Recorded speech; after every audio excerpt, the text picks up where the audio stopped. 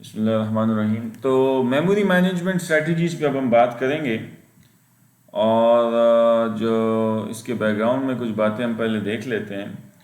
हमारा जो एजम्पशन है सबसे पहले मेमोरी मैनेजमेंट पे कि हमारा जो प्रोग्राम है वो एक्चुअली हमें पता है कि वो कहाँ पर होगा।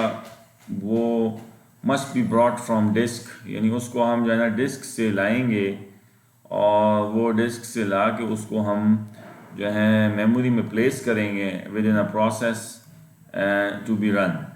ठीक है ना। मतलब हमें पता है कि प्रोग्राम हम पढ़ चुके हैं कि program is a passive entity. ठीक है ना, इट्स अ पैसिव एंटिटी और ये पड़ी होती है, डोरमेंट होती है। And process is an active entity. ठीक है ना। तो उसको जब हमने डिस्क से लाना होगा प्रोग्राम को तो उसको प्रोसेस बनाना होगा, क्योंकि जब वो प्रोसेस की वो जो 5 स्टेट्स हैं जो हम पढ़ा हैं प्रोसेस इसके चैप्टर में, उसमें से इसको गुजर के चलाना होगा हमें, तो उसको हमें प्रोसेस बनाना होगा। फिर जनाब मेन मेमोरी में हमें पता है कि रजिस्टर्स होते हैं, सॉरी एंड रजिस्टर्स जो मेन मेमोरी होती है और रजिस्टर जो सीपीयू में होते हैं, they are the only CPU जो है ना स्टोरेजेस जो है ना, ये दोनों जिनको सीपीयू डायरेक्टली एक्सेस कर सकता है, डिस्क को नहीं एक्सेस कर सकता डायरेक्टली। और एक कैश होती है, वो भी हम समटाइम्स कहते हैं कि ये cash sit between main memory and CPU. वो हम किस लिए बनाते हैं कि जब समटाइम्स मेमोरी की स्पीड चूँकि बहुत स्लो होती है और सीपीयू की स्पीड बहुत तेज़ होती है, तो उसके लिए हमें फिर एक दरमियान में इनकी स्पीड्स को ज़रा जो है ना मैच करने के लिए हम एक मिडिल में कैश बिठाते हैं जिसमें मोस्ट फ्रीक्वेंट डेटा होता है, जो कि रजिस्टर में जगह ना होने की वजह से हम मेमोरी में उसको ले जाते हैं। तो उसको हम एक दरमियान में एक और चीज़ है कैश जिसको कहते हैं, जिसमें बिठाते हैं ताकि सीपीयू को अगर बहुत एक डाटा फ्रीक्वेंट चाहिए और रजिस्टर्स में जगह ना हो तो वो कैश में उसको बिठा के वहाँ से उठा लिया करे और यूज़ करके दोबारा जो है ना कैश में या फिर मेमोरी में रख दिया करे। Registers accesses in one CPU clock, ये हमें पता है कि रजिस्टर्स जो होते हैं वो यूजुअली 1 क्लॉक साइकिल में एक्सेस हो जाते हैं, क्योंकि वो उसके करीब होते हैं सीपीयू के, बिल्कुल उसके अपने पास होते हैं। लेकिन मेन मेमोरी जो होती है ना वो उसको जो एक्सेस करना होता है ना, it can take many clock cycles, यानी चूँकि वो टाइम कंज्यूमिंग होती है तो वो एक से ज़्यादा क्लॉक साइकिल्स ले सकती है।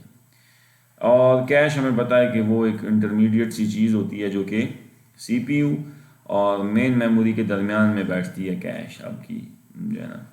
तो ये इन दोनों का एक यानी कि ब्रिज का किरदार अदा करती है बिटवीन सीपीयू एंड मेमोरी। और चूंकि सीपीयू की स्पीड बहुत होती है तो ये अगर यहाँ पे रजिस्टर्स कम पड़ जाएं तो वो मोस्ट फ्रीक्वेंट डेटा को आप कैश से बिठा लेते हैं और यहाँ से बैक एंड फोर्थ यूटिलाइज करते हैं, और जो फिर बहुत लीस्ट फ्रीक्वेंट है तो उनको आप मेमोरी में ही रहने देते हैं। तो अब जनाब ये पूरी दुनिया है कि ये जो मेमोरी है इसको भी मैनेजमेंट इसकी करनी है हमने एफिशिएंटली, क्योंकि मेमोरी को अगर आपने एफिशिएंटली मैनेज नहीं किया तो फिर बड़ी मुसीबत बन जाती है, क्योंकि मेमोरी भी हमारा एक प्रीशियस रिसोर्स है। ये भी अनलिमिटेड नहीं होता, जैसे कि हार्ड आपके पास जो है ना रैम अनलिमिटेड नहीं होती, कैश अनलिमिटेड नहीं होती, इसी तरह रजिस्टर्स भी आपके पास अनलिमिटेड नहीं होते। तो लिहाजा हमें इस पे भी जो है ना काफ़ी जो है ना ध्यान देना है कि इसको एफिशिएंटली यूटिलाइज कैसे करना होगा। और इसके बाद एक बात वो करता है कि प्रोटेक्शन ऑफ मेमोरी भी रिक्वायर्ड होती है हमें हमें अब वो देखेंगे आगे कैसे हम करते हैं। तो इंश्योर करेक्ट ऑपरेशन, यानी कि एक प्रोसेस दूसरे प्रोसेस के एड्रेस स्पेस में ना दाखिल हो सके। हैदराबाद एक मेमोरी की मिसाल ले लें, जब अक्सर मैं प्रोग्रामिंग आपको पढ़ाता था अप्लाइड में या डाटा स्ट्रक्चर में, तो वहाँ पॉइंटर्स का जब कॉन्सेप्ट देता था तो मैं आपको कहता कि Hyderabad is a kind of a memory और उसमें छोटे छोटे ब्लॉक्स हैं। ठीक है ना जी।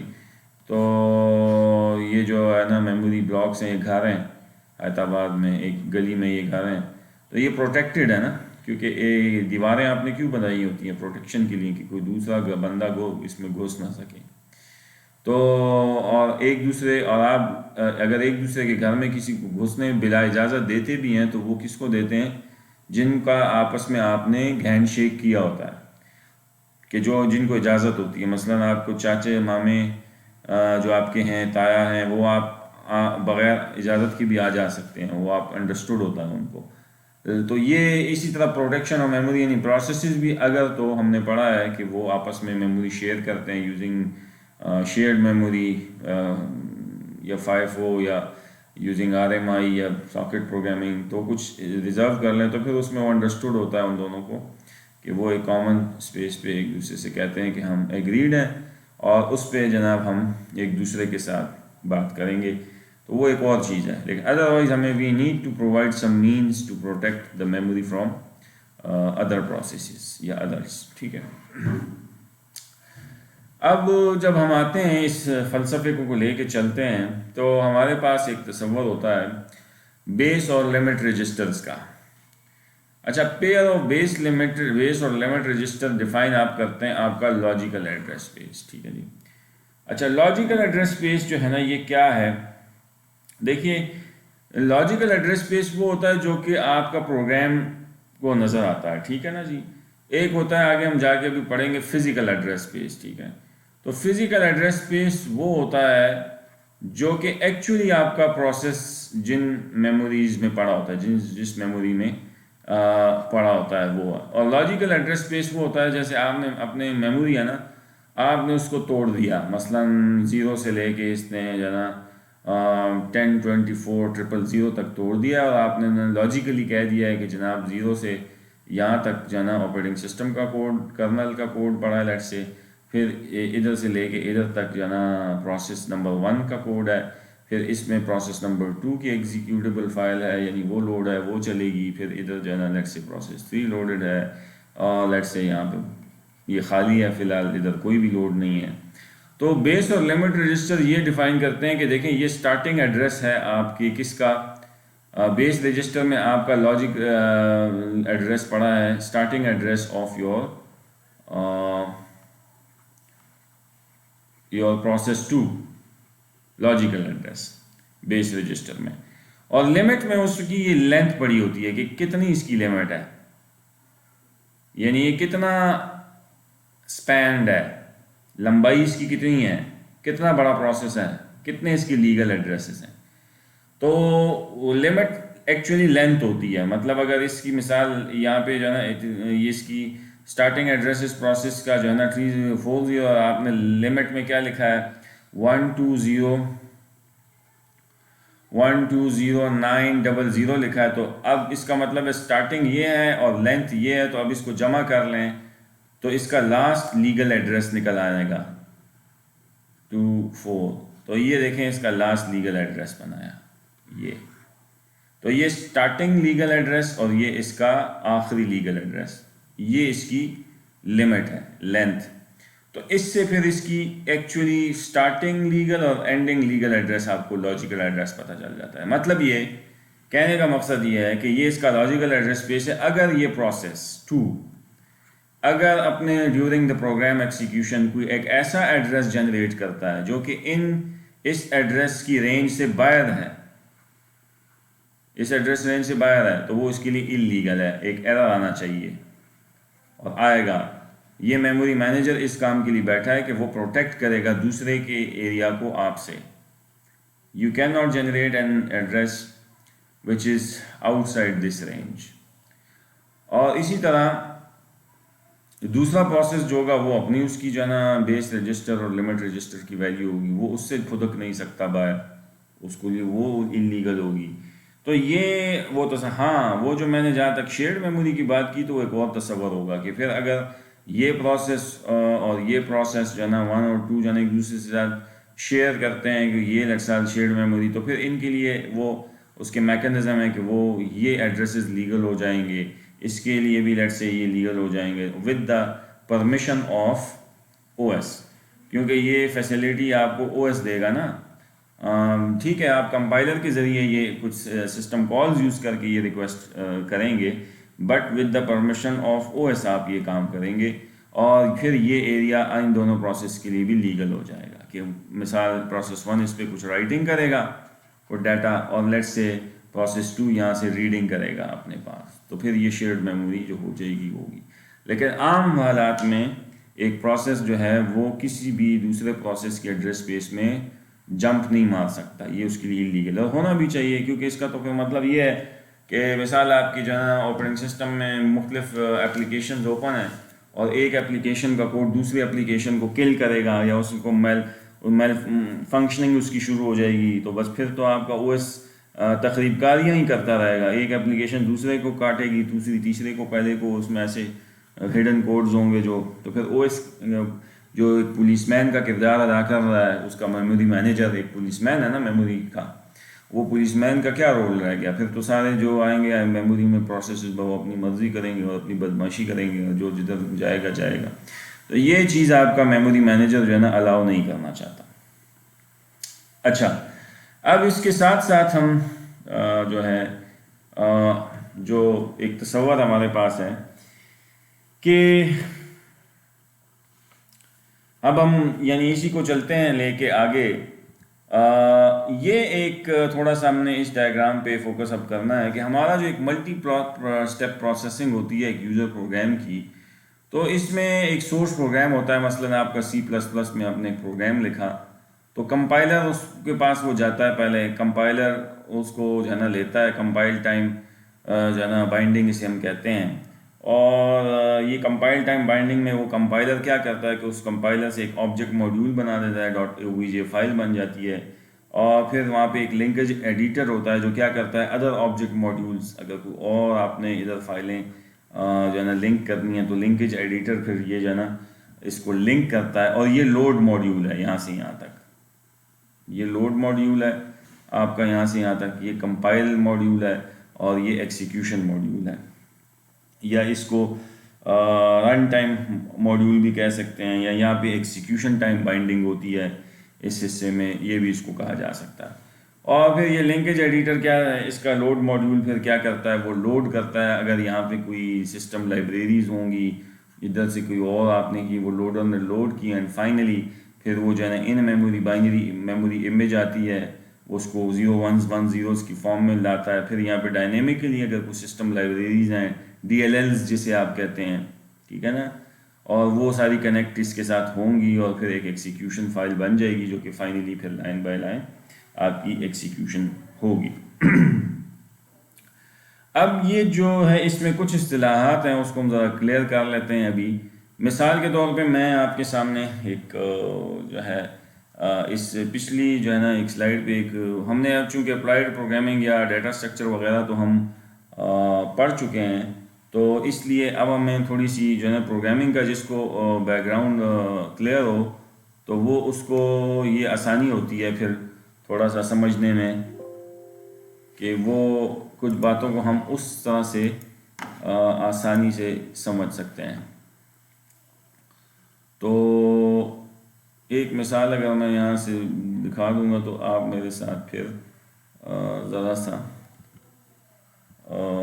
इजीली समझेंगे। मसलन आपके पास एक C++ का एक प्रोग्राम है, ठीक है, और उसमें आपने कुछ लाइंस लिखी हैं यहाँ पे इंक्लूड iostream.h, फिर मेन आपने स्टार्ट किया, फिर आपने कुछ लिखी, तो यहाँ पे आपने एक लाइन लिखी let's say int count is equal to 0, ठीक है। फिर आप चलते यहाँ पे आपने एक लाइन लिखी काउंट प्लस प्लस, फिर यहाँ चलते कुछ लाइनें लिखी और यहाँ मेन आपका फिनिश हो गया। तो अब मुझे बताइए कि ये आपकी C++.cpp फाइल इवेंचुअली इसने कंपाइल होना है, कंपाइल टाइम बाइंडिंग इसकी होगी। फिर यहाँ पे आपने लोड इसका जो लोडर होगा वो अगर कोई दूसरे ऑब्जेक्ट मॉड्यूल आपने यहाँ लिखोगे वो लोड होंगे, जिसको हम कहते हैं लोड टाइम बाइंडिंग भी कहते हैं, वो होगी। फिर जनाब फाइनली है ना एग्जीक्यूशन टाइम बाइंडिंग होगी जिसमें कोई DLLs वगैरह होंगी वो भी इसमें कनेक्ट होंगी वगैरह वगैरह। तो ये आपके पास जो है ना एक मल्टी स्टेप जो है ना प्रोसेसिंग इस प्रोग्राम के साथ आपकी होगी। अब जो है ना ये बेस रजिस्टर जो इसने कहा है ना, ये आपके पास ये याद रखें कि बेस रजिस्टर आपका जो होता है ना it's you can say starting logical address होता है। ये आपका ये आपके प्रोसेस का स्टार्टिंग लॉजिक, क्योंकि आपने कहा है ना कि it base and limit register define the logical address base, तो ये आपका फिर एक्चुअली ये जो है ना ये क्या है, ये स्टार्टिंग लॉजिकल एड्रेस है, ये फिजिकल एड्रेस नहीं है। एक्चुअल जो मेमोरी में ये कहाँ पड़ा है, ये यानी ये तो क्योंकि लॉजिकल एड्रेस याद रखें वो तो लाइन में होंगे, फिजिकल एड्रेसेस लाइन में ज़रूरी नहीं होंगे। वो फिजिकली तो मेमोरी में आपको पता है जो है ना रैंडम एक्सेस मेमोरी है, कहीं कुछ का कोई कहाँ पड़ा होगा हिस्सा, कोई कहाँ पड़ा होता है टोटा किसी प्रोसेस का, कोई कहाँ पड़ा होता है। और फिर इसके बाद लिमिट रजिस्टर होता है, और एक तीसरी चीज़ हम उसे कहेंगे आगे चल के जिसे हम कहते हैं रिलोकेशन एड्रेस या रिलोकेशन रजिस्टर भी आएगा हमारे पास, ठीक है ना जी। और एक वो जो है ना एक चीज़ आएगी जिसे हम कहेंगे रीलोकेशन रजिस्टर भी एक होगा, जो कंटेन करेगा अपने अंदर value of starting actual physical address of memory, यानी जो आपकी फिजिकल एड्रेस होगी ना मेमोरी की वो करेगा। एक मिसाल इसकी मैं देख लेता हूँ। मिसाल के तौर पे आपने ये जो मैंने मिसाल यहाँ दी हैं, तो यहाँ पे ये जो काउंट है ना आपका इस प्रोग्राम में, इस काउंट को मैं कहूँगा this count is basically symbolic address.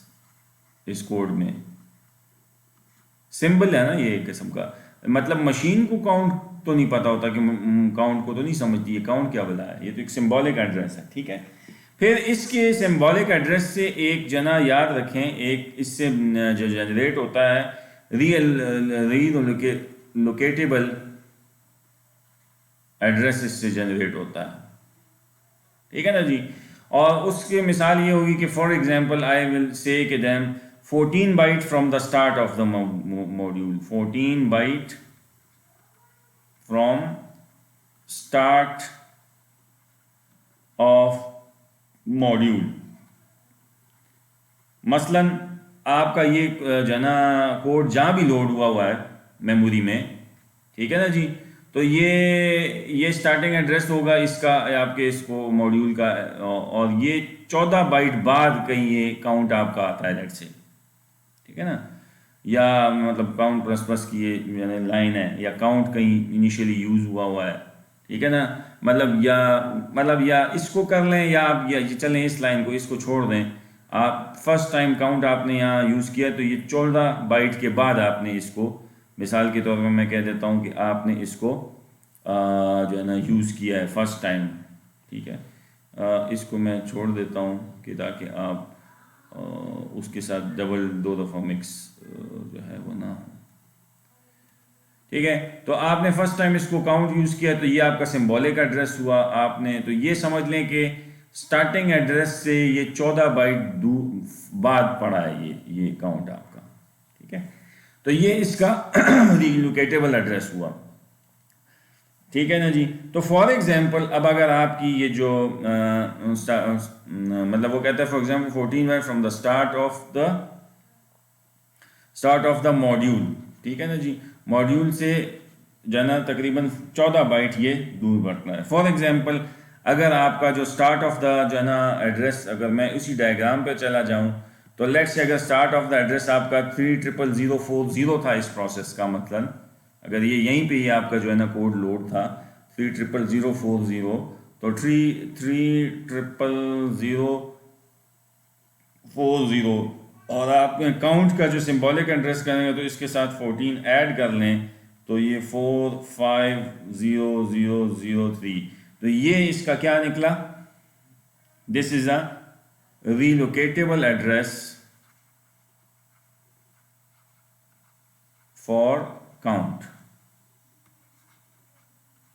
क्योंकि आपने इसको रीलोकेट किया है मेमोरी में, एक्चुअली जहाँ पे भी ये स्टार्टिंग एड्रेस आपके कोड का था और ये 14 बाइट चूंकि उससे ऑनवर्ड पड़ा है, आगे पड़ा है, ये इतना आगे आपको जाके काउंट मिलता है, तो वो आपने उसमें स्टार्ट ऑफ द एड्रेस के साथ वो जमा कर दिया, तो ये आपके पास इसका रीलोकेटेबल जो है एड्रेस आ गया। और ये जो है ये this is starting relocatable address of your programme.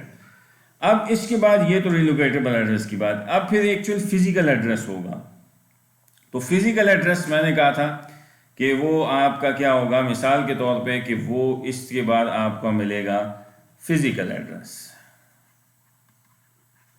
वो एड्रेस होता है जो कि लॉजिकल नहीं होता, जहां फॉर एग्जांपल वो कि जहां पे एक्चुअली ये कोड कहां पड़ा है, मिसाल 74014, ये जनाब एक इसका फिजिकल एड्रेस हो सकता है, किसका, ये इस 30004 का, यानी कि ये लॉजिकल एड्रेस है, starting address of the program, और ये इसका फिजिकल एड्रेस है, एक्चुअल मेमोरी का एड्रेस है कि जहाँ से ये कोड स्टार्ट हुआ है, यानी जहाँ पे ये पढ़ा है।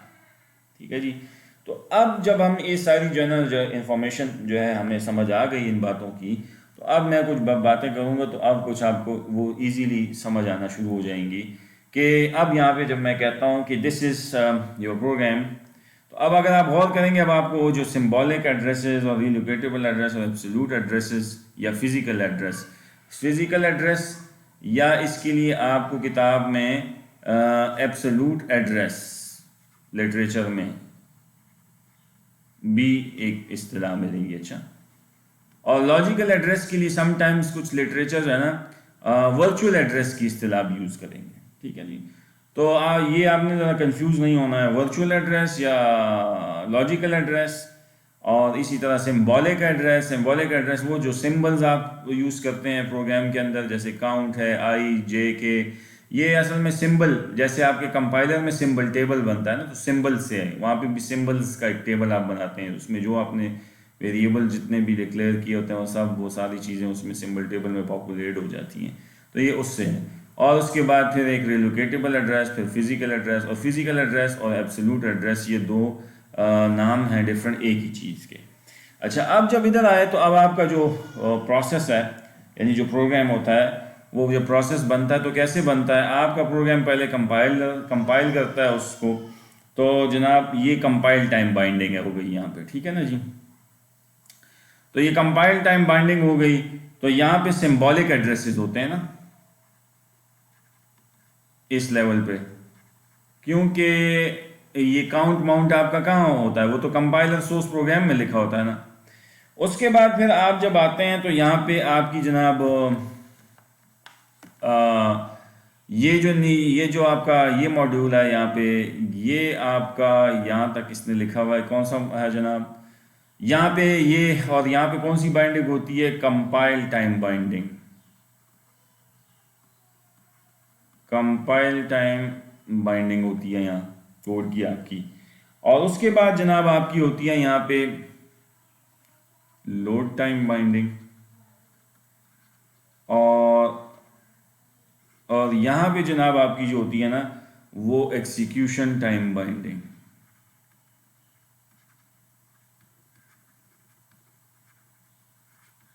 अच्छा जी।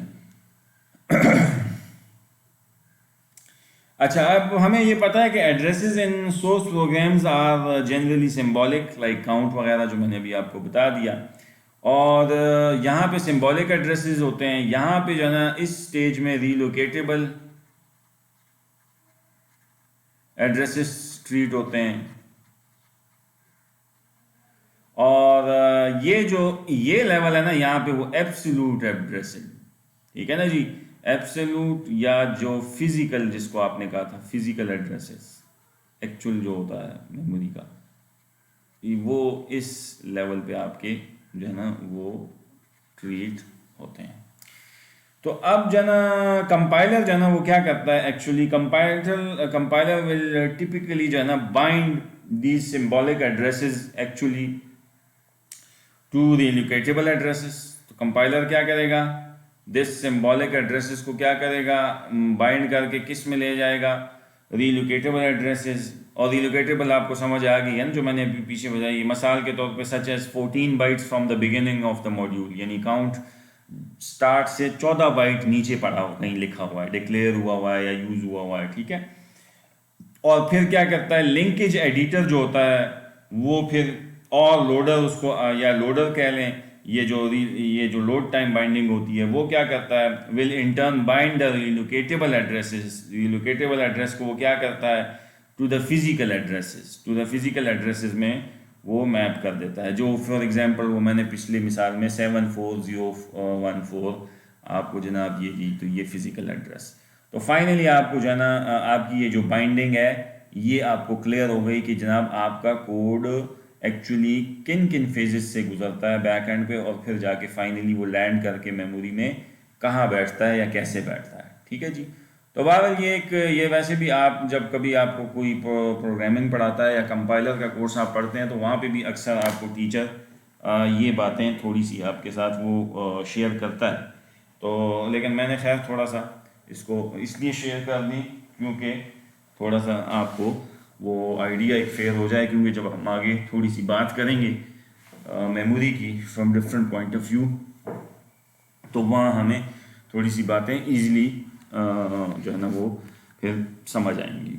अच्छा, अब जो है हम चलते हैं आगे।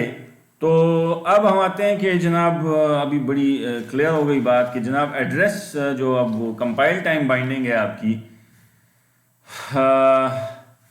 Address binding of instructions and data to memory addresses can happen at 3 different stages.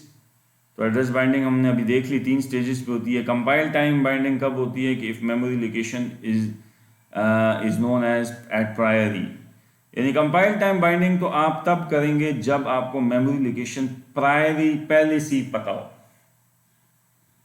यानी पहले से ही आपको बता दिया गया हो कि आपकी ये इस फाइल की एग्जीक्यूटेबल कहाँ, आपकी मेमोरी कहाँ आपको देगी। तो फिर तो आप कंपाइल टाइम बाइंडिंग करके फ़ौरन आपको पता होगा कि इधर ही मेरी एग्जीक्यूटेबल यहाँ फाइल बनेगी और इधर ही से मैंने इसको चलाना होगा। तो वो कहता है कि फिर कंपाइल टाइम बाइंडिंग में अगर आपको पहले से प्रायर इन्फॉर्मेशन पता हो तो फिर आप एब्सोल्यूट कोड जनरेट कर सकते हैं। एब्सोल्यूट में एग्जैक्ट कि किधर मेमोरी में कहाँ से चलाना होगा। स्टार्टिंग एड्रेस फिजिकल भी पता होगा, ending physical address. Physical starting address आपका जो है ना बेस रजिस्टर में पड़ा होगा और लिमिट में उसकी लेंथ होगी, तो ये उसकी रेंज डिफाइन कर देगा फिजिकली मेमोरी में। एंड मस्ट रिकम्पाइल आपको करना पड़ेगा code if the starting location changes.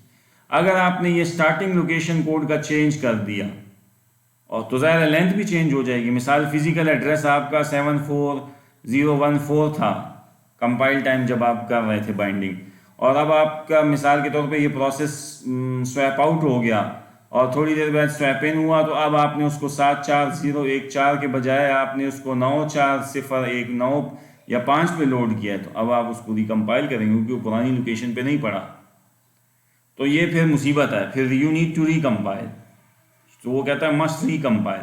और अगर आपने उसी कोड जो जहाँ पे वो था तो उधर ही किया है इसको, तो फिर तो यू डोंट नीड टू, क्योंकि आपकी फिर जहाँ तक स्टेटमेंट चल चुकी थी जिस एड्रेसेस तक और आपका कॉन्टेक्स्ट स्विच हुआ था, तो उसी की अगली इंस्ट्रक्शन जहाँ जिस फिजिकल एड्रेस पे पड़ी होगी वहाँ से चल पड़ेगी अगली खुद ब खुद। लेकिन अगर आपने मेमोरी ही जो उसकी बदल दी, स्टार्टिंग लोकेशन नेक्स्ट टाइम जब उसको आपने लोड किया, तो फिर यहाँ पे स्टेटमेंट तो कुछ और पड़ी होगी, उस मेमोरी लोकेशन पे तो अभी कुछ और पड़ा होगा, लिहाजा फिर तो गड़बड़ बन जाएगी। लिहाजा you need to recompile a code. इसलिए कंपाइल टाइम बाइंडिंग में बहुत एहतियात करने की ज़रूरत है कि you need to first decide कि आपका ये कोड हमेशा जब भी कोड बाहर निकलेगा दोबारा आके बैठेगा मेमोरी में तो उधर ही बैठेगा। अगर तो उधर ही बैठेगा मेमोरी में फिक्स लोकेशंस पे बार बार, तो फिर तो ठीक, नहीं बैठेगा तो फिर आपको ये रिकम्पाइलेशन करनी पड़ेगी। लिहाजा हम देखते हैं कि अक्सर सिस्टम में कंपाइल टाइम बाइंडिंग यूजुअली नहीं होती, वो हम बाद में देखेंगे। एक्सिक्यूशन टाइम बाइंडिंग पे ही सारे लोग बिलीव करते हैं। लोड टाइम बाइंडिंग क्या होती है कि ये मस्ट जनरेट करता है रीलोकेटेबल कोड, वो जो मैंने अभी बताया कि फ्रॉम द रीलोकेटेबल कोड के from start 14 byte from the start of the. तो ये भी एक मसला है कि अगर आपने स्टार्टिंग एड्रेस चेंज कर दिया एक कोड का, तो रीलोकेटेबल कोड भी, रीलोकेटेबल एड्रेस भी बदल जाएगा ना उसका। मसलन अगर आपने एक प्रोसेस का ये जो स्टार्टिंग एड्रेस है ये 30040 के बजाय जाना 50070 कर दिया, तो ज़्यादा 14 बाइट जब इसके साथ जमा होंगे तो वो तो उस सिक्का से भी नया एड्रेस अब निकलेगा ना। तो इसलिए वहाँ पे भी अब वो यही बात करता है, इधर लिखेगा कि must generate a reloadable code if the memory location is not known at compile time. That is, if memory location is not known at compile time where the process will reside in memory, the compiler must generate relocatable code. So final binding is delayed until load time. So must reload the user code if starting location changes. अगर आपने starting locate change कर दिया तो फिर reload the user code करेंगे और नया relocatable code यानी रीलोकेटेबल एड्रेसेस फिर दोबारा से जनरेट करने पड़ेंगे। तो यहाँ लोड टाइम बाइंडिंग में भी एक मसला ये फिर आया आपके साथ। अच्छा, अब इसके इन सब का जो हल है वो क्या है, जो कि प्रैक्टिकल भी है, वो है एक्सिक्यूशन टाइम बाइंडिंग। कि binding delayed until run time if a process can B move during its execution. Process को हम मेमोरी की मुख्तलिफ लोकेशन में मूव करते हैं उसकी एग्जीक्यूशन के दौरान, और ऐसा है भी, from one memory segment to another. So उस वक्त फिर हम एग्जीक्यूशन टाइम बाइंडिंग इसका मतलब है, मतलब हम जब उसको चलाने लगते हैं तो उस वक्त देखते हैं कि ये कि कहाँ पे लोड हुआ है, तब उसको बाइंडिंग स्टार्ट करते हैं। So it needs the hardware support for address maps, for example base and limit registers, क्योंकि फिर हमें हर दफ़ा बेस और लिमिट रजिस्टर जो है ना उसको अपडेट करना पड़ेगा इस प्रोसेस के लिए, कि इसका बेस ये है, लिमिट ये है, बेस ये है, लिमिट ये है, बेस ये है, लिमिट ये है। मतलब ये अगर आप एक प्रोसेस को जनाब रनिंग से निकाल के रेडी में लाते हैं और फिर उसको रनिंग में यानी और दोबारा रनिंग में लेके जाते हैं, तो आप उसका इसको रनिंग में ले जाने से पहले उसका बेस और लिमिट मुझे बताएंगे कि जनाब ये अभी मुझे बताएं ना, इसको आपने दोबारा कहाँ लोड करना है या किया है। तो ये एक्सिक्यूशन टाइम बाइंडिंग है, यानी आपने फिक्स नहीं की हुई है कंपाइल टाइम और लोड टाइम। तो इसमें जनाब मसला ये होता है कि इसमें आप फिक्स करेंगे, प्रायर इन्फॉर्मेशन आप मुझे फिक्स करके दे देंगे कि भाई ये एक लोकेशन है जो मैंने जो है ना कंपाइल मेमोरी के लिए फिक्स की है, इस प्रोसेस जब आएगा जाएगा ये यहीं से आएगा जाएगा, ठीक है ना, जब भी आएगा जाएगा। तो अब ये जो एग्जीक्यूशन टाइम है ज़्यादा प्रैक्टिकल है, क्योंकि इसमें जनाब आपका कोई पता नहीं है, रैंडम एक्सेस मेमोरी है, कभी वो जाएगा दोबारा आएगा, तो दोबारा आके जब कहीं और जगह खाली मेमोरी में होगी तो हम उधर उसको बिठा देंगे। लेकिन फिर हमें बेस और लिमिट रजिस्टर्स यानी इनफैक्ट बेस रजिस्टर जो है ना हमें वो जो है ना मॉडिफाई करना पड़ेगा, क्योंकि स्टार्टिंग एड्रेस जब चेंज होगा तो आप मुझे बताएं इससे सारी चीज़ें चेंज होंगी। स्टार्टिंग चेंज होगा तो आपका रिलोकेटेबल एड्रेस भी चेंज होगा, रिलोकेशन क्योंकि आप जो है ना अगर वही बात है 14 बाइट तो मुझे पता है, वो तो फिक्स है मुझे कि हमेशा ये कोड में मेरे काउंट जो है ना 14 बाइट स्टार्टिंग एड्रेस से दूर है। लेकिन मुझे स्टार्टिंग जब आप बेस रजिस्टर वाली जो है एड्रेस बदल देते हैं तो मुझे फिर उसके साथ 14 जमा करना पड़ेगा और नई वैल्यू निकालनी पड़ेगी। तो ये चीज़ जो है ये होती है एक्सिक्यूशन टाइम बाइंडिंग में, और ये प्रैक्टिकल इसलिए है कि ये हमें पता नहीं होता कि मेमोरी में नेक्स्ट टाइम जब तुम्हें मैं मौका दूंगा इस प्रोसेस को बिठाने के लिए तो मैं इसको कहाँ जाके बिठाऊंगा। अच्छा, अब वो कहता है कि इसके लिए हार्डवेयर एक सपोर्ट की होती है, वो आगे मैं बताता हूँ आपको कि एक मेमोरी MMU होता है, मेमोरी मैनेजमेंट यूनिट, जो बैठा होता है इसी काम के लिए कि वो क्या करता है कि ये इसकी मैपिंग करवाता है आपको। सो अब हम आते हैं कि logical versus physical address space क्या चीज़ है। So the concept of logical address space that is bound to separate physical address space is central to the property of proper memory management. Logical address जो है ना याद रखें ये कौन जनरेट करता है, CPU। ऑल्सो मैंने अभी आपको थोड़ी देर पहले फरमाया कि ये वर्चुअल एड्रेस को भी हम इसको कहते हैं, यानी लॉजिकल एड्रेस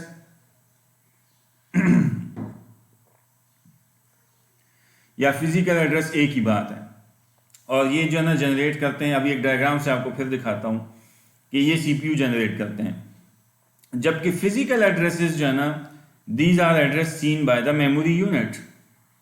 तो मेमोरी जो है ना वो फिजिकल एड्रेसेस देखती है, याद रखें, मेमोरी मैनेजर वो उसको देखता है, जबकि CPU जो होता है वो जो एड्रेसेस जनरेट करता है वो एक्चुअली लॉजिकल एड्रेसेस होते हैं, और इनकी जो दरमियान में फिर मैपिंग होती है वो आगे जाके मैं आपको बताऊंगा। MMU एक मेमोरी मैनेजमेंट यूनिट होता है जो कि वो इसको मैपिंग करवाता है। So, logical and physical addresses are same in compile time and load time address binding schemes. इन दो बाइंडिंग स्कीम में ये दोनों सेम होते हैं, ठीक है जी, क्योंकि इसमें आप प्रायर मुझे इंफॉर्मेशन दे देते हैं ना कि ये क्या कहां जाके बैठेगा, यानी ये मेमोरी में फिक्स कहां होगा। लेकिन अभी मैंने थोड़ी देर पहले कहा कि जो क्या है एग्जीक्यूशन टाइम बाइंडिंग है उसमें आपने मुझे नहीं क्लियर किया होता कि मैं जब इसको एक प्रोसेस को रनिंग से रेडी में लाऊंगा और दोबारा रनिंग में लाऊंगा तो ये पता नहीं कहाँ बैठेगा। अब पिछली दफ़ा मेमोरी में ये यहाँ चल रहा था, तो अगली दफ़ा जब ये रनिंग में आएगा तो शायद इसको मैं अब ये नई जगह ये दूंगा, तो अब यहाँ पे इसका बेस और लिमिट चेंज होगा। तो लिहाजा इसलिए वो कहता है कि logical and physical addresses differ in execution address binding scheme. तो उसमें फिर डिफरेंस आएगा जब आप एग्जीक्यूशन टाइम बाइंडिंग करेंगे। सो वो अब जो हार्डवेयर डिवाइस जो ये मैपिंग करेगा आपके लिए, विच मैप्स द वर्चुअल या logical address space to physical address, उसको एमएमयू कहते हैं। And the value in the relocation register is added to every address generated by a user, ठीक है जी। एंड एट द टाइम और it is send to memory. The user program, याद रखें, वो कहता है डील्स विद लॉजिकल एड्रेसेस। ये जो आपको एड्रेसेस स्क्रीन पे नजर आ रहे होते हैं ना, ये सी आउट करते हैं आपको एड्रेसेस, मेमोरी का प्रिंट करते हैं सी आउट में किसी मेमोरी, ये एड्रेसेस लॉजिकल होते हैं। It never sees the real physical addresses. Physical addresses की रसाई आपको कभी भी मेमोरी नहीं देता, अच्छा, वरना तो फिर आप जो ना बड़ी जो ना तखरीबकारी शुरू हो जाए अगर वो एक्चुअल रसाई। वो एमएमयू एक डिवाइस होता है जो मैपिंग करवाता है और वो उसको पता होती है।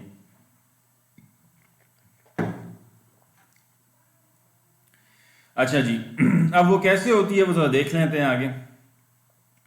मिसाल के तौर पे सीपीयू जो है ना लॉजिकल एड्रेस जनरेट करता है 346 और ये एमएमयू के पास हो जाता है।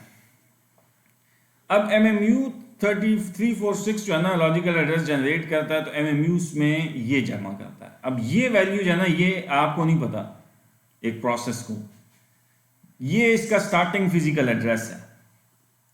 तो ये जो आपकी 344 बाइट जमा करता है ना इसके साथ, तो ये आपको इसके साथ ले जाके आपको वो जो रिलोकेशन रजिस्टर की मैंने बात की थी ना, ये आपको 346वें बाइट पे फिजिकल मेमोरी में ले जाता है। ये है आपकी एक्चुअल रेजिडेंस मेमोरी में, ठीक है ना जी। यानी इसको आप कह सकते हैं कि यानी मैं अगर इसको वही आपकी जो काउंट की मिसाल लेके चलाऊँ ना, जो मैंने आपको पीछे मिसाल दी है, आप समझें कि फॉर एग्जांपल यहाँ पे सीपीयू में आपने वो काउंट की स्टेटमेंट जहाँ लिखी थी आपने अभी पिछले प्रोग्राम में, तो वो एक सिंबॉलिक एड्रेस था ना,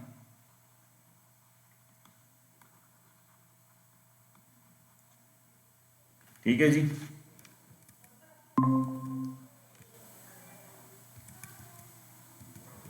तो सिंबॉलिक एड्रेस था और सिंबॉलिक एड्रेस के बाद आपका ये जो है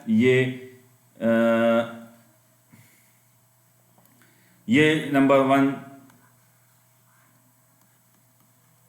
नंबर 2 पे आपका ये दूसरा, ये इसने इस काउंट के अगेंस्ट ये लॉजिकल एड्रेस जनरेट किया। यानी ये 344वें byte start of the address से दूर है काउंट। इस सीपीयू को ये पता है, इसने वो एड्रेस जनरेट कर दिया। समझ आ गई? From the start of the program this count is 346 byte count is equal to 0, या आपने इस तरह कुछ लिखा हुआ है एंड, ठीक है। तो ये स्टार्ट ये तो इसने सीपीयू ने लॉजिकल एड्रेस, ये लॉजिकल है ना, 0 से लेके 34, यानी ये आपकी लिमिट होगी 0 से, मिसाल हर प्रोसेस की कोई लिमिट होगी स्टार्टिंग फ्रॉम 0। इसकी मिसाल 0 से 718 है, ये इसकी लीगल रेंज है 0 से 718। लेकिन 344 नंबर पे उसका काउंट पड़ा हुआ है, तो इसने 344 जनरेट किया। लेकिन अब आपको ये नहीं पता, ये सिर्फ मेमोरी मैनेजर के एमएमयू की मैपिंग को पता है या मेमोरी मैनेजर को पता है कि आपके इस 0 से 718 के जो एड्रेसेस हैं, ये जितने भी एड्रेसेस हैं, मैंने मेमोरी में कहाँ लोड किए हैं। स्टार्टिंग एड्रेस इसके 0 के अगेंस्ट क्या है आपका, वो आपका रिलोकेशन रजिस्टर से उसको पता लगता है। समझ आइए? तो ये आपका नंबर 3 क्या हुआ, रिलोकेशन एड्रेस। इधर रिलोकेशन एड्रेस हुआ, ठीक है जी। अब आपने इसके साथ जब ये जमा किया, तो अब आपका चौथे नंबर पे आपका ये क्या निकला, फिजिकल एड्रेस। तो ये 4 स्टेप आपको क्लियर हो गए। पहला सिंबॉलिक एड्रेस सीपीयू ने उसके अगेंस्ट जनरेट किया लॉजिकल एड्रेस।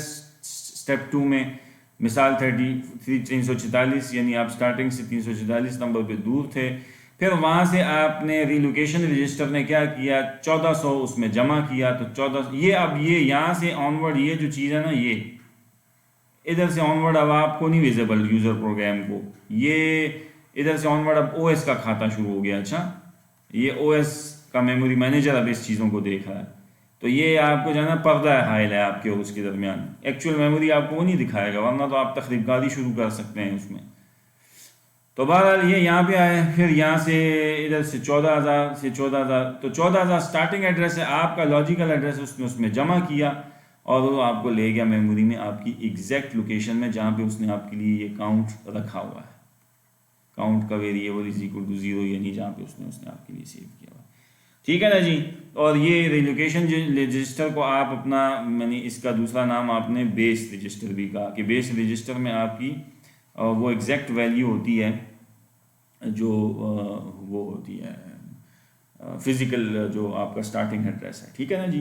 तो अब हम इसको ऐसे कह सकते हैं, वो पिछली सारी जो डायग्राम हमने पढ़ी उसकी समरी अगर करें तो हम कह सकते हैं कि कंपाइलर मैप 1 into, ठीक है ना जी, कंपाइलर क्या करता है, मैप करता है सिंबॉलिक एड्रेस को किस में, रिलोकेशन एड्रेस में, समझ आ गई ना। और लोडर और लिंकेज एडिटर क्या करता है, रिलोकेशन यानी रजिस्टर से मैपिंग करता है इनटू 4 में, यानी कि एब्सोल्यूट एड्रेस आपको जनरेट करके दे देता है। और relocation register basically contains what, actually the value of the starting actual physical address in memory. तो मेरा ख्याल है अब आपको वो जो है ना जो है सारी वो कहानी क्लियर हो गई होगी कि ये एक्चुअली आपकी जो है ना बैक एंड पे जो मेमोरी कैसे हैंडल हो रही होती है, क्या उसमें चल रहा होता है, किस तरह से चीज़ों में जो है ना मुख्तलिफ तरीक़ों से काम हो रहा होता है। ठीक है जी। अच्छा, अब आते हैं हम अगली बात पे, और वो भी सिंपल सी बात है, and that is about dynamic loading and linking. अच्छा, डायनेमिक लोडिंग नाम से ज़ाहिर है आपने सुना कि डायनेमिक लोड का मतलब करे कि एक चीज़ को तब लोड करो जब उसकी ज़रूरत हो, सारी दुनिया सारी चीज़ों को एक ही वक्त में लोड ना करो। तो बिल्कुल वही मानी है, बिल्कुल आप सही समझ रहे हैं कि routine is not loaded until it is called. ठीक है ना जी, यानी ये इन मेमोरी की बात हो रही है। अच्छा, यानी ये सारा चैप्टर मेमोरी के पॉइंट ऑफ व्यू से आप पढ़ रहे हैं, ये कोई रजिस्टर्स नहीं आपने ज़हन में लाने, डिस्क की बात नहीं हो रही। तो रूटीन को हम तब तक मेमोरी में कहता है लोड नहीं करेंगे जब तक वो कॉल नहीं होती। तो इससे होगा क्या कि बेटर मेमोरी स्पेस यूटिलाइजेशन होगी। बेशक आपका C++ का एक कोड है और आपने उसमें जो ना 50 फंक्शन यूज़ किए हैं, ठीक है ना जी, और मतलब 50 फंक्शंस हैं, या रूटीन्स भी उसको कह सकते हैं, मॉड्यूल्स कह सकते हैं, फंक्शंस कह सकते हैं। ठीक है ना जी। तो अब आप कहते हैं कि आपने फंक्शन तो उसमें 50 लिखे हैं, कहने को तो नज़र आ रहे हैं जब उसकी एग्जीक्यूटेबल बनेगी, लेकिन वो एक्चुअली कहता है जब तक आप फंक्शन कॉल नहीं करेंगे ना कि इन 50 में से किसी की, तो तब तक वो लोड नहीं होगा। So better memory space utilization आपकी होगी, and unused routines will never be loaded. और वो कहता है कि it's useful when large amounts of code are needed to handle infrequently occurring cases. कहता है ये बहुत बेहतर होता है कब, जब आपका लार्ज अमाउंट ऑफ कोड हो, यानी 50 फंक्शन है ना, लार्ज अमाउंट ऑफ कोड है, are needed to handle infrequent occurring cases. लेकिन इनमें कुछ ऐसे फंक्शंस हैं जो बहुत इनफ्रीक्वेंट हैं। 50 में से मिसाल आपके कोई 8 या 10 फंक्शन ऐसे हैं जो बहुत रेयर कॉल होते हैं, लेकिन अगर आपने डायनेमिक लोडिंग नहीं की होगी तो आप फजूल में इन 8-10 फंक्शंस को भी बार बार लोड करेंगे मेमोरी में। तो ये तो इनफ्रीक्वेंट अकरिंग केसेस हैं। तो कहता है इस इनफ्रीक्वेंट अकरिंग केसेस को मैं तब भी कॉल करूंगा, यानी मेमोरी में लोड करूंगा, जब कभी ये इनफ्रीक्वेंटली कॉल होंगे। So if it is not called तो मैं इसको कभी भी लोड नहीं करूंगा। तो इस केस में वो कहता है कि there is no need of no special support from OS is required and implemented through program design. तो ये आप जो है ना अपने प्रोग्राम डिज़ाइन में ऐसे इम्प्लीमेंटेशन कर सकते हैं, और जनाब फिर आपकी रूटीन जो है वो लोड नहीं होगी। अच्छा, डायनेमिक लिंकिंग जो है वो क्या है, ये लिंकिंग जो होती है ना आपकी, this is postpone until execution time, और ये यूजुअली हम लाइब्रेरीज के साथ करते हैं, शेयर्ड लाइब्रेरीज के साथ, कि स्मॉल पीस ऑफ एक कोड होता है जिसे हम स्टब भी कहते हैं। It is use to locate the appropriate memory resident library routine. मिसाल के तौर पे ना आप जैसे कहते हैं इंक्लूड स्टैंडर्ड आईओ .h ऐसे करते हैं ना, तो अक्सर तो अब C++ की जो है ना 3 फाइल्स हैं, एक ये है, एक ये है, एक ये है, 3 प्रोसेसेस हैं, ठीक है ना, P1 P2 और P3, ये इनको इस तीनों इस लाइब्रेरी को मिसाल यूज़ कर रही हैं और मेमोरी में चल रही हैं, समझ आ गई। तो अब आपकी ये लाइब्रेरी का जो कोड होगा ना, ये एक जगह कहीं मेमोरी में लोड हो चुका होगा, मेमोरी में स्टैंडर्ड IO.h का, ठीक है। और वो कहता है कि एक स्मॉल पीस ऑफ कोड जिसे हम स्टब कहते हैं, वो लोकेट करेगा appropriate memories and library routine. वो आपको यहाँ पे आपकी प्रोसेस P1 को ये बताएगा कि ये जो है ना स्टैंडर्ड IO.h जो है ना, ये फलानी जगह पे लोडेड है मेमोरी में, तुम जाओ। तो जब वो जब अपना कोड चला रहा होगा और जब वो उस लाइन पर आएगा, वो लाइब्रेरी की जहाँ पे वो फंक्शन जिसमें जो स्टैंडर्ड IO जो में डिफाइन है वो फंक्शन, तो वो उस लाइब्रेरी में जाके उसको यूज़ करके उस फंक्शन को और वहाँ से जो भी रिटर्न होकर रिजल्ट होगा वो यहाँ लाएगा। तो वो क्या करेगा कि स्टब यूज टू लोकेट करेगा appropriate memory resident library routine and stub replaces itself with the address of the routine। address of the routine यानी यहाँ पे जो है ना वो स्टार्टिंग एड्रेस उस रूटीन का आ जाएगा, वो वहाँ पे चलेगा वो रूटीन, और वहाँ फिर रूटीन फिनिश करके वो यहाँ आके रिजल्ट ले आएगा एंड एग्जीक्यूट द रूटीन, ठीक। And OS system needed to check if the routine is in the process memory address space। OS ने सिर्फ ये देखना होता है कि वो आपके एड्रेस स्पेस में है कि नहीं है। तो ज़ाहिर है जब आपने स्टब ने उसको क्या कर दिया, रिप्लेस इटसेल्फ कर दिया with the address of the routine, तो एक किस्म का ये कोड आपने उसने अपने आप में इसमें रिप्लेस कर दिया हुआ है, समझ लें। तो अब ये पार्ट ऑफ योर प्रोसेस का लीगल स्पेस में आ गया है, तो अब OS को कोई इतराज़ नहीं है, ठीक है। लेकिन ये एक दफ़ा लोड हुआ है, बार बार नहीं, स्पेस ज़ाया नहीं करेगा। तो अब क्या है कि OS dynamic linking is particularly use for libraries and system also knows as shared libraries. मतलब क्या कि जब कॉन्टेक्स्ट स्विच होगा, ये इसने ये लाइब्रेरी का कोड यूज कर लिया ना स्टैंडर्ड IO, अब जब कॉन्टेक्स्ट स्विच होगा दूसरा प्रोसेस आएगा, उसने भी स्टैंडर्ड IO.h अपने अंदर कॉल किया, तो जब वो अपने कोड में इसी लाइब्रेरी के किसी फंक्शन को कॉल करेगा, तो उस वक्त तो ये तो नहीं चल रहा होगा ना कॉन्टेक्स्ट स्विच, मतलब ये इस वक्त में अब ये चलेगा, तो ये भी जाके उससे वो अपनी वही स्टब, ये सारे काम जो मैंने उसके लिए एक्सप्लेन किए हैं वो इसी के लिए भी होंगे, फिर ये भी ये करके यहाँ चला के फिर कॉन्टेक्स्ट स्विच हुआ, इसका नंबर आया इसका, तो इसका मतलब है कि this library is shared, this is shared among all the processes.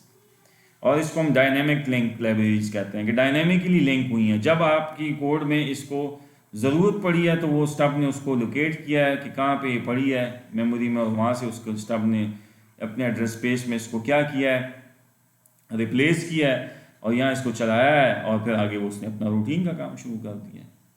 तो ये हुआ जनाब आपकी डायनेमिक लिंकिंग। अब आते हैं जी एक चीज़, दूसरा तस्वर है वो स्वैपिंग का है। तो ये भी मेमोरी से मुताल्लिक़ है। अगर आपको याद हो तो मैंने एक मीडियम टर्म जो है ना स्केजुलर की बात की थी, मीडियम टर्म स्केजुलर। आज मेरी आवाज़ आ रही है ना सबको? जी सर आ रही है। जी सर आ रही है। अच्छा, तो मीडियम टर्म स्केजुलर की जाना बात हमने की थी। अगर आपको याद हो, ये एक तीसरा किस्म का स्केजुलर जो हमने कहा था वो कॉनवॉय इफेक्ट को ख़त्म करने के लिए हमने बिठाया था। मतलब ये ऐसे ना गैर जो है ना रूटीन में जो ऐसे इफेक्ट्स नहीं अकर होते उनको ख़त्म करता था, या जो है ना मेमोरी हीप एरिया में मेमोरी ख़त्म हो गई है, वो आप फिलहाल उस प्रोसेस को कहते थे बाहर निकलो।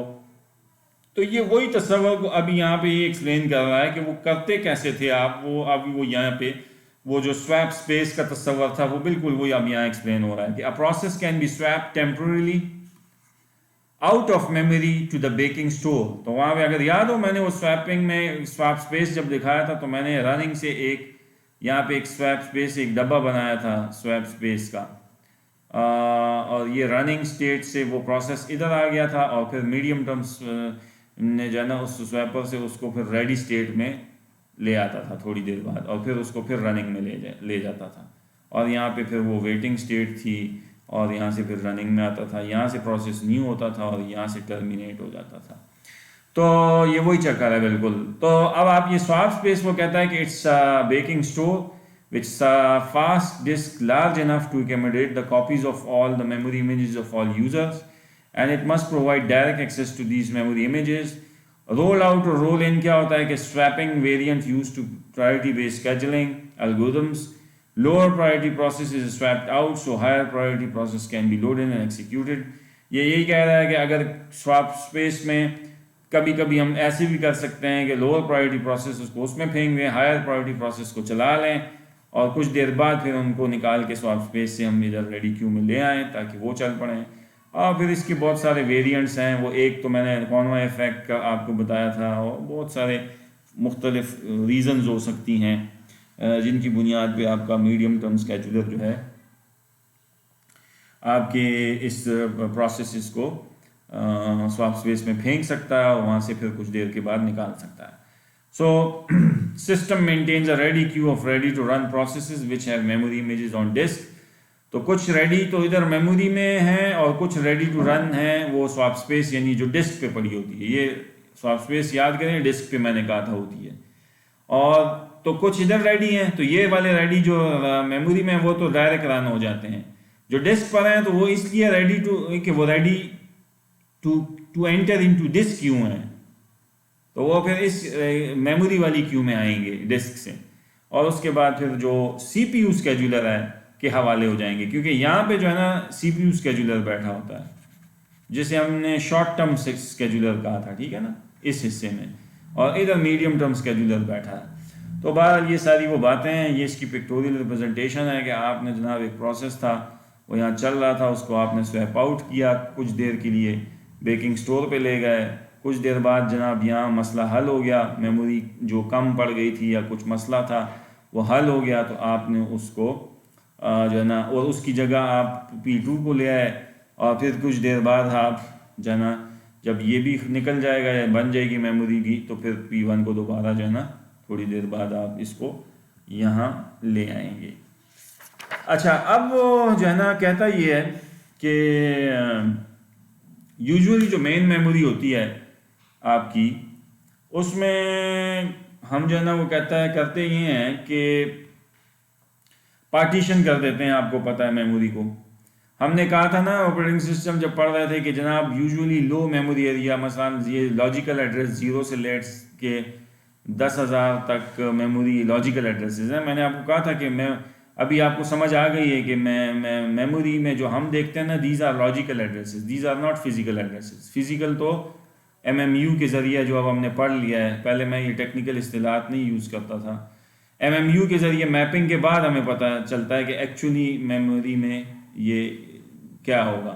तो बहरहाल ये जो 0 से 10,000 है, तो इसमें हम कहते हैं कि इस एरिया में हम कहते हैं OS पड़ा है, और इन जो कहते हैं ना resident OS usually held in low memory area, ठीक है, 0 से मिसाल 50 तक, और इंटरप्ट वेक्टर भी यहाँ पड़ा होता है 24 घंटे, हमने कहा था कर्नल भी पड़ा होता है यहाँ पे, और यूज़र जो प्रोसेसेस होते हैं वो हमने कहा कि अभी कहा कि वो कहाँ पड़े होते हैं, वो यूजुअली आपके हाई मेमोरी एरिया में पड़े होते हैं, यानी कि 50 से ऑनवर्ड 10,000 तक जो मैंने लिखा है। अब रिलोकेशन रजिस्टर्स जो होते हैं use to protect the users processes. अब आपको रिलोकेशन रजिस्टर समझ आ गया है कि वो ज़ाहिर है एक प्रोसेस को किसी और एड्रेस बेस में फुदकने नहीं देगा। आप लॉजिकल एड्रेस जो भी जनरेट कर लें, आपका बेस रजिस्टर में जो वैल्यू है, स्टार्टिंग एड्रेस और फिजिकल एड्रेस और जो लेंथ है लिमिट रजिस्टर में, तो बेस स्टार्टिंग हो गई और लिमिट जो है ना वो आपको लेंथ डिसाइड करेगा, उससे बाहर आपको नहीं जाने देगा लेंथ से।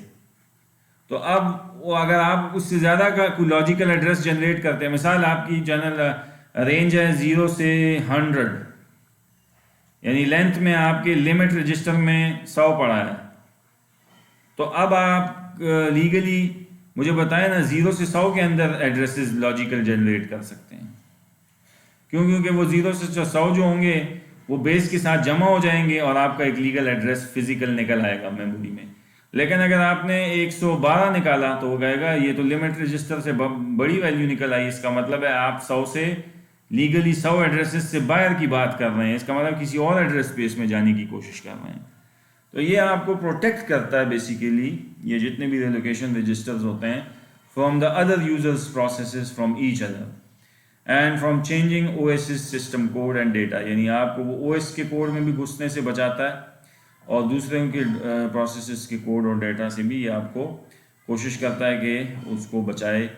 और फिर बेस रजिस्टर हमें पता है स्मॉलेस्ट फिजिकल एड्रेस जो आपको एलोकेटेड है वो होता है, और लिमिट में जो है ना रेंज ऑफ लॉजिकल एड्रेसेस होती हैं कि कितनी आपकी रेंज है, इससे ज़्यादा आप बड़ा लॉजिकल एड्रेस जनरेट नहीं कर सकते। And each logical address must be less than the limit register, वो भी हमने पता है। और MMU ये आपकी जो है मैपिंग करता है डायरेक्टली। तो MMU को जब हम खोल लें अगर दोबारा, तो जो हमने पीछे डायग्राम पढ़ी थी ना उसमें तो हमने ये देखा था ना कि लॉजिकल एड्रेस जो है ना आप यहाँ से देते थे MMU को। तो अब ज़रा MMU को हम इसको ज़रा सा अब इस डायग्राम को ज़रा और खोलते हैं। तो MMU के इस डायग्राम को ज़रा और खोल लें तो अब ये इसको इस तरह से, वहाँ पे वो जो एड्रेस था ना 346 मिसाल, तो वो अब आपने इसको दिया तो ये आपका MMU बन गया पूरा MMU। उसके अंदर क्या बैठा होता है कि आपका 46300 आया, वो लिमिट रजिस्टर से पहले कंपेयर होगा। तो मिसाल के तौर पे आपकी जो ना 0 से 500 तक लीगल एड्रेसेस हैं, यानी लिमिट रजिस्टर में अगर आपके 500 है, 500 लीगल आपके लॉजिकल एड्रेसेस हो गए ना, तो लिमिट रजिस्टर में 500 सेट होगा। अब 346 जब आएगा तो वो जेन्युइन एड्रेस है, क्योंकि 346 0 और 500 के दरमियान में कहीं आपका 346 नंबर प्लेट से वो काउंट वेरिएबल जो मैंने मिसाल दी कहीं पढ़ा था या जो भी पढ़ा है, तो ये जेन्युइन एड्रेस है, आपका रेंज में है आपकी कोड के, मिसलन 500 एड्रेसेस की रेंज में। तो आप 346 मुझे पता है लेस देन 500 है तो येस है, तो आगे चले गए। और अगर नो है तो ट्रैप आएगा, एड्रेसिंग एरर आएगा। यानी ये वो है, इस तरह के एरर आना शुरू हो जाते हैं। जैसे आप वो एरे में जब आप इंडेक्सेस में आउट ऑफ बाउंड का एरर आता है ना आपके पास, इंडेक्स आउट ऑफ बाउंड, तो वो भी इसी तरह के ही आउट ऑफ बाउंड कि आप एक ऐसी मेमोरी लोकेशन को एक्सेस करने के मूड में जो आपकी रेंज में नहीं है, जिसका एक्सेस ही आपको नहीं है। तो इस तरह के ये एरर, ट्रैपिंग एरर या ट्रैप या एड्रेसिंग एरर आपका आ गया, ये सॉफ्टवेयर जनरेटेड इंटरप्ट हो गया। और फिर इधर अगर येस है, अगर ट्रू है, लॉजिकल ठीक है, तो फिर रिलोकेशन रजिस्टर में आपके पास स्टार्टिंग फिजिकल एड्रेस पड़ा होगा आपका। अब वो मुझसे तो हाइड है यूज़र प्रोग्राम, तो मैंने कहा था ना कि वो इससे ऑनवर्ड जो है ना इधर जो है ना यूज़र प्रोसेस की हदूद है। इधर तो आके वो नहीं जानता कि मेरा एक्चुअली कोड कहाँ पे आपने लोड किया है। तो मिसाल के मेमोरी मैनेजर ने आपको जो है ना 74501 पे आपका स्टार्टिंग एड्रेस है, तो जब ये 346 74501 पे, तो इसने वो चीज़ रखी होगी जो आपका 0th बाइट होगा ना, 346 बाइट जो काउंट होगा, तो वो फिर इसको जमा करना पड़ेगा इसके साथ, आपके स्टार्टिंग के साथ। तो ये जनाब इस तरह से इसका कोई एड्रेस निकलेगा, और वो एड्रेस फिर जाके वो एक्चुअली जाके पे आपका वो काउंट वेरिएबल पड़ा होगा। तो ये जनाब आपकी जो है ना वो इससे मेमोरी प्रोटेक्ट हो जाती है। कैसे प्रोटेक्ट हो जाती है कि आप अपनी हदूद के अंदर के ही एड्रेसेस सिर्फ इसको दे सकते हैं, और अगर नहीं देते तो फिर वो आपको ट्रैप जनरेट करता है, एरर देता है, और आपको कहता है कि भाई सीधे हो जाओ, और इस तरह से वो आपको एरर देता है कि दोबारा इसको अपने कोड को चलाओ या सही एड्रेस जनरेट करके दो। अच्छा, अब जो है ना आपका मसला एक हमें आता है कि ये जो आपने अभी मुझे टिपिकल बताया है यहाँ पे कंटिगुअस एलोकेशन, ये आपने एक मिसाल में कहा है कि जी आपकी एक लो, इधर इस लो एरिया में ओएस होगा, यानी कर्नल होगा उसका, और इस हाई यहाँ से जाना मिसाल 50 से लेके 10,000 तक इधर क्या होगा, प्रोसेसेस होंगे ना। तो आप मुझे बताएं कि इधर प्रोसेस P1 आएगा, लोड हुआ, फिर P7 आया, वो इधर लोड हुआ, फिर P8 आया, वो यहाँ लोड हुआ, और ये जगह खाली है ना अभी।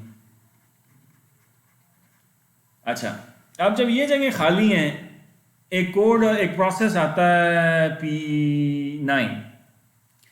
अब जब वो आता है तो वो यहाँ लोड नहीं हो सकता, क्यों? क्योंकि ये जो जगह है ना इतनी, ये भी उसके लिए नाकाफ़ी है। और ये भी उसके लिए नाकाफ़ी है। यानी ये मिसाल के तौर पे ये 100 से लेके 200 तक कह लें, और ये 500 से लेके 800 तक कह लें लोकेशन हैं। यानी ये 300 हैं बाइट्स हैं और ये 100 बाइट्स हैं। तो और उस जो आने वाला P9 है उसका साइज लेट से 350 बाइट्स है, ठीक है। तो वो ना इधर फिट हो सकता है क्योंकि ये 100 बाइट्स की जगह है, ना वो इधर फिट हो सकता है क्योंकि वो 300 बाइट की जगह है। लेकिन आपको ये पता है कि मेमोरी में ओवरऑल तो जगह मौजूद है, यानी 350 बाइट की जगह तो मौजूद इसलिए कि 300 जमा 100 400 बाइट आपके पास मेमोरी में खाली है और उसको 350 चाहिए। तो अब आपको उसको देने के लिए आप उसको ये तो नहीं कह सकते कि मेरे पास मेमोरी नहीं है, वो कहेगा मेमोरी तो है। बात समझ आ रही है? लेकिन आप कह रहे हैं कि कंटिगुअस नहीं है, ये आप क्यों? क्योंकि आपने यहाँ पे कंटिगुअस एलोकेशन पे चल रहे हैं ना आप। तो अब तक जितनी हमने बहस की है, कंटिगुअस कहते हैं ना एक जगह, जैसे हम कहते हैं ना एरे, एरे में हम कहते नहीं है अंग्रेजी में कि एरे लोकेशंस आर कंटिगुअस, मतलब एक दूसरे के साथ जुड़ी होती हैं। इंडेक्स 0 1 2 3 यानी कि वो एड्रेसेस वन आफ्टर अनदर होते हैं, जुड़ी होती। ये नहीं होती, वो लिंक लिस्ट में हम कहते हैं ना कि memory locations are not contiguous. एक अगर यहाँ है तो जनाब दूसरी मेमोरी लोकेशन जो है वहाँ है, तो तीसरी जो है ना कोई मेमोरी में कहीं और होगी, तो ये कंटिगुअस नहीं होती। हर एक के पास दूसरे का एड्रेस पड़ा होता है तो वो कहीं और चला जम। लेकिन एरे में हम कहते हैं कंटिगुअस है। अब आपने जो है ना जो ये मेमोरी की स्कीम बनाई है, ये तो आपने कंटिगुअस बनाई है अब तक, और अब आपके पास जो नया प्रोसेस आके बैठ रहा है तो उसके लिए जगह तो आपके पास ओवरऑल है मेमोरी में, लेकिन इकट्ठी नहीं है। तो अब इसका मतलब है कि अब मुसीबत आपने बना दी है, यानी आपने अब इस मसले का हल ढूंढना है। अच्छा, यानी कि मल्टीपल पार्टीशन एलोकेशन है आपके पास। होल हम कहते हैं इसको है कि वो ब्लॉक अवेलेबल मेमोरी है, यानी ये आपका होल है, ये जो स्काई ब्लू कलर में नज़र आ रहा है। और होल्स आपके वेरियस साइज में मेमोरी में थ्रू आउट स्कैटर होते हैं। उसकी वजह क्या है? वजह ये है कि जब प्रोसेस 5 मेमोरी में आया, 8 आया, 2 आया, कुछ देर बाद प्रोसेस 5 टर्मिनेट हो जाएगा ना, तो मुझे बताएं कि फिर यहाँ होल क्रिएट हो जाएगा। कुछ देर बाद आपका प्रोसेस 2 टर्मिनेट हो जाएगा, तो फिर यहाँ होल क्रिएट हो जाएगा। उस दौरान प्रोसेस 9 आ गया तो उसने यहाँ जगह पकड़ ली, तो ये जगह फिल हो गई, यहाँ होल क्रिएट हो गया। कुछ देर बाद प्रोसेस 2 आया तो उसने ये होल फिल कर लिया, तो अब यहाँ पे वो लग गया।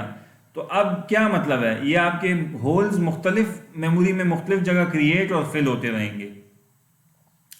लेकिन वो मेरा मसला अभी भी हल नहीं हुआ। वो क्या?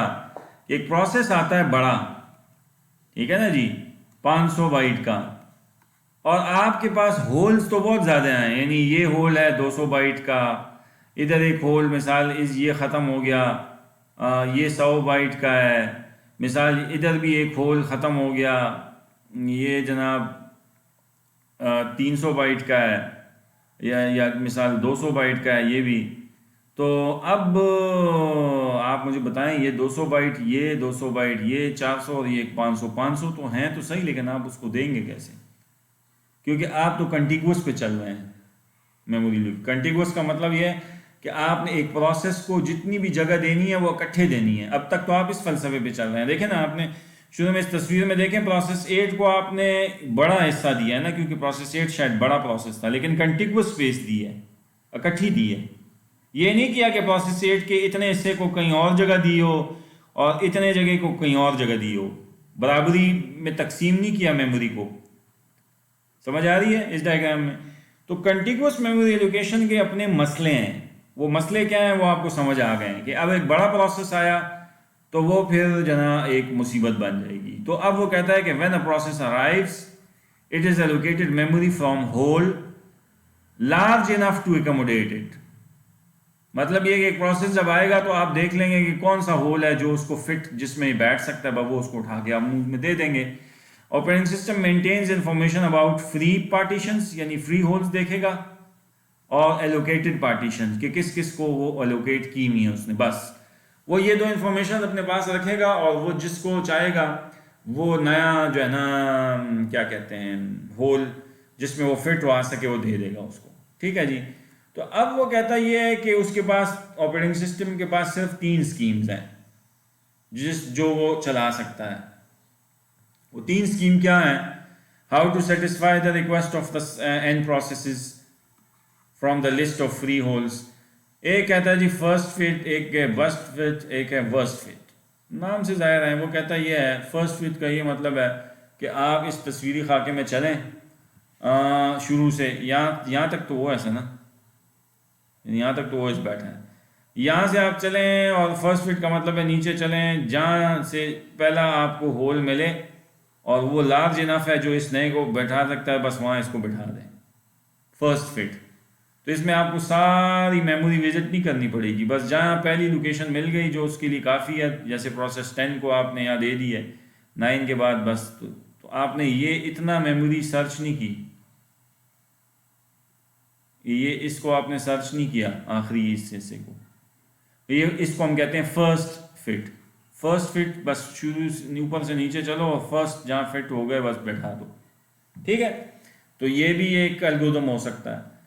बेस्ट फिट ये है कि जो भाई ज़्यादा स्पेस ना जाया करो ना, allocate the smallest hole that is big enough जो तुम्हारी रिक्वायरमेंट मीट करे। मतलब क्या कि अगर तो मिसाल के तौर पे तुम्हारे पास एक 3 होल्स हैं, मतलब एक होल ये है आपके पास 200 बाइट का है, एक होल ये है 400 बाइट का है, और एक होल है 100 बाइट का है।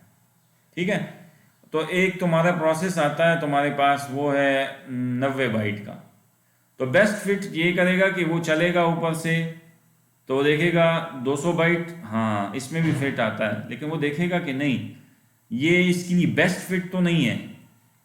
ऐसा कोई डब्बा देखो जिसमें ये बस बैठे और बहुत कम स्पेस जाया करे उस होल में, तो आगे चलेगा। यहाँ ये इसमें लेट से कोई प्रोसेस बैठा हुआ है, लेट से कोई P10 है, इधर आया, इसके बाद इधर आया, इसमें 100 की जगह है, तो अब उसने कहा हाँ इधर तुम बैठ जाओ क्योंकि ये बेस्ट फिट जगह है तुम्हारे लिए, क्योंकि इसमें सिर्फ तुम्हारे 10 बाइट्स आया होंगे होल में, 10 बाइट का छोटा सा होल क्रिएट हो जाएगा, बच जाएगा। और वहाँ पे तो तुम जो है ना, अगर मैं तुम्हें बिठाऊंगा तो तुम 110 बाइट का होल क्रिएट करोगे। कल को मुझे 120 बाइट का प्रोसेस आया ना, तुम मुसीबत बना दोगे मेरे लिए, क्योंकि फिर वो ये 110 भी मैं उसको नहीं दे सकूंगा। तो हर स्कीम के अपने कुछ फ़ायदे और नुकसान हैं। तो बेस्ट फिट ये है। और वर्स्ट फिट क्या है कि वो कहता है उल्टा चलता है, वो कहता है कि सबसे बड़ा होल ढूंढो और उसमें इसको बिठा दो। तो इसमें भी फिर तुम इंटायर लिस्ट जो है ना सर्च करोगे, और बेस्ट फिट में भी तुम्हें इंटायर लिस्ट सर्च करनी पड़ेगी ना, जाहिर बात है, क्योंकि बेस्ट फिट में भी एक सॉर्टिंग सी चाहिए ना होल्स की, और वर्स्ट फिट में भी सॉर्टिंग चाहिए होल्स की। बेस्ट फिट में असेंडिंग ऑर्डर में तुम्हें होल्स की सॉर्टिंग चाहिए, इसमें डिसेंडिंग की चाहिए। तो ज़ाहिर है फिर तुम्हें पता लगेगा कि किस में मैंने इस नए जो है ना आने वाले प्रोसेस को बिठाना है, और वो वहाँ पे तुम बिठाओगे। अब वो कहता है कि अगर तुम फर्स्ट फिट चलाओ या बेस्ट फिट चलाओ तो ये बेटर देन वर्स्ट फिट है in terms of speed and storage. क्यों? देखिए फर्स्ट फिट में स्पीड अच्छी है, ये तो मैंने देख लिया, स्पीड अच्छी है फर्स्ट फिट में, फर्स्ट फिट की स्पीड अच्छी है। क्यों? क्योंकि फर्स्ट फिट मैंने कहा ना ऊपर से चलता है, और जो ही उसको बस पहला कोई डब्बा मिलता है जिसमें बैठ सकता है बिठा देता है, तो पूरी जो है ना वो होल्स उसको सर्च नहीं करनी पड़ती, पूरी मेमोरी पर वो नहीं गुजरता, तो स्पीड अच्छी है उसकी। और जो दूसरा है ये बेस्ट फिट, ये स्टोरेज के पॉइंट ऑफ व्यू से अच्छा है। क्यों? क्योंकि ये जो लेफ्ट ओवर होल होगा ना वो बहुत छोटा होगा। जैसे मैंने अभी कहा कि 90 जब आएगा तो वो 100 वाले में बैठेगा, तो इसमें बहुत 10 बाइट की बहुत कम जगह छोड़ेगा ये, तो ये स्पेस के पॉइंट ऑफ व्यू से अच्छा है। क्योंकि जो वर्स्ट फिट है वो तो आप कहते हैं लार्जेस्ट होल दे दो। ओ भाई, बड़ा होल तो जब होता है किसी प्रोसेस के लिए तो उसको तो तुम्हें चाहिए कि तुम रिजर्व रखो, क्या क्या पता बहुत बड़ा प्रोसेस आए तो तुम्हें फिर देने के लिए उसके लिए कुछ हो। तुम बड़े होल में अगर किसी छोटे को डालोगे तो ये तो तुम अपने लिए ये मुसीबत अपना वो जाना क्या कह रहे हो, अपनी वो इम्कानात कम कर रहे हो बड़े प्रोसेसेस को घुसने के। तो इसलिए कहता है कि फर्स्ट और बेस्ट, इस फर्स्ट जो है ना स्पीड के अतबार से बेहतर है और बेस्ट स्टोरेज के अतबार से निस्बतन बेहतर है किससे, वर्स्ट फिट से। बार लेकिन अब मसला पता है क्या है कि ये सारे जो एल्गोरिथम्स है ना, ये बेस्ट और वर्स्ट और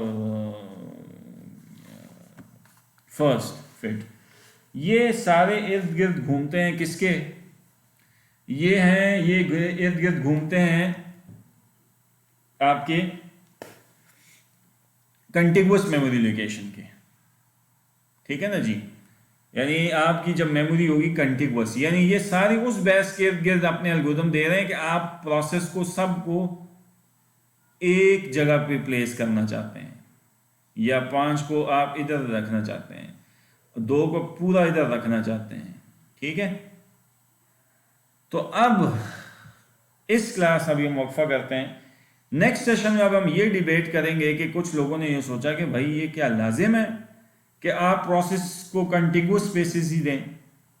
ऐसा नहीं कर सकते कि हम मेमोरी को इक्वली स्पेस में तोड़ दें और उसमें फिर हम प्रोसेस को कंटिगुअस स्पेस ना दें और इससे फिर हमारा वो नया तस्वर जन्म लेगा जिसे हम आपने पढ़ा था कहीं ओएस में पहले, बीएस में, जिसे हमने कहा था पेजिंग, सेगमेंटेशन या इस्तिलाहात आपने सुनी थी कि हम प्रोसेसेस की यानी जो है ना ऑपरेटिंग सिस्टम की मेमोरी को पेज कर दें, फिक्स साइज़ के जो है ना हमने मेमोरी चंक्स बना लें यानी पेजेस कर दें और फिर प्रोसेस से पूछा करें कि तुम्हें कितने पेजेस चाहिए, तो जितने पेजेस चाहिए मैं तुम्हारे प्रोसेस को उतने पेजेस दे दूंगा।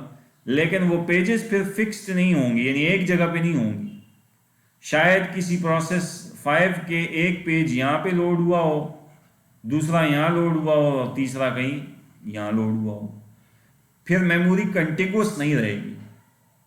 तो अब हम यहाँ वक्फा करते हैं, अगली क्लास में मैं आपको कंटिगुअस मेमोरी के जो है ना ड्रॉबैक्स समझाऊंगा और साथ में फिर नॉन कंटिगुअस एलोकेशन जो होगी, नॉन कंटिगुअस, जिसमें हमारे पास पेजिंग एंड सेगमेंटेशन आएगी। तो उसका भी ये समझें, ये ऐसा नहीं है कि जैसे वो बड़ी जो है ना अच्छी टेक्निक्स हैं, उनके कोई फ्लॉज नहीं हैं, उनके भी अपने फ्लॉज हैं, लेकिन वो निस्बतन इससे थोड़ी सी बेहतर है। ठीक है ना जी, उसमें ये आपको शॉर्टिंग एटलीस्ट नहीं करनी पड़ती। ये जैसे इसमें आप फर्स्ट फिट और बेस्ट फिट, तो इसमें जाना आप जाना फिर you need to search entire list करना पड़ता है ना आपको, यहाँ पे भी और यहाँ पे भी, तो you need to do some kind of sorting. तो इस टाइप की चीज़ों से तो हम वहाँ बच जाएंगे, लेकिन स्टिल हम इसके भी अपने प्रॉब्लम्स हैं और उसके भी अपने प्रॉब्लम्स हैं, और वो प्रॉब्लम्स के नाम क्या है वो भी मैं बता देता हूँ। एक में एक्सटर्नल फ्रेगमेंटेशन का प्रॉब्लम आता है और एक में इंटरनल फ्रेगमेंटेशन का प्रॉब्लम आता है। तो बहरहाल ये प्रॉब्लम क्या है ये भी मैं बता दूंगा, और इंशाल्लाह फिर ये जो कंटिगुअस मेमोरी लोकेशन है इसको हम कैसे इससे बच सकते हैं ये भी हम फिर नेक्स्ट सेशन में फिर करते हैं। ठीक है जी, तो अभी आप वक्फा कर लें, हम फिर इंशाल्लाह आ जाते हैं 15 मिनट के बाद। तो